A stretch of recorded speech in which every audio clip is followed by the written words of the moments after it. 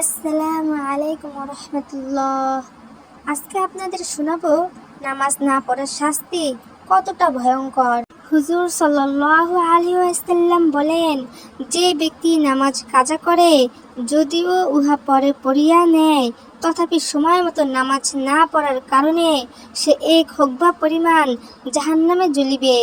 ৮০ বছরে এক হুকবা হয়, আর ১ বছর ৩৬০ দিনে হয়। কিয়ামতের এক দিন ১,০০০ বছরের সমান হইবে।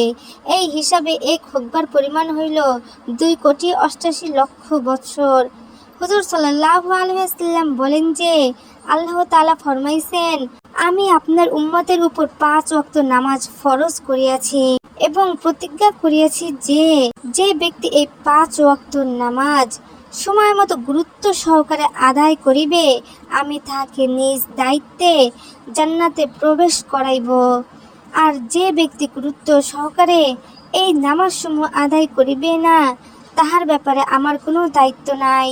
নবী করিম সাল্লাল্লাহু আলাইহি ওয়াসাল্লাম আরো বলেন, যদি কোনো ব্যক্তির দরজার সম্মুখে একটি নহর নদী প্রবাহিত হইতে থাকে, যাহাতে সে প্রতিদিন ৫ বার গোসল করে, তবে তার শরীরে কি কোনো ময়লা বাকি থাকিবে? সাহাবায়ে কিরাম রাদিয়াল্লাহু আনহু আরজ করিলেন, কিছুই বাকি থাকিবে না। হুজুর সাল্লাল্লাহু আলাইহি ওয়াসাল্লাম বলেন, ৫ ওয়াক্ত নামাজের অবস্থাও এইরূপ যে, আল্লাহ তাআলা শানহু উহার বদৌলতে গুনাহসমূহ মিটাইয়া দেন। সুবহানাল্লাহ।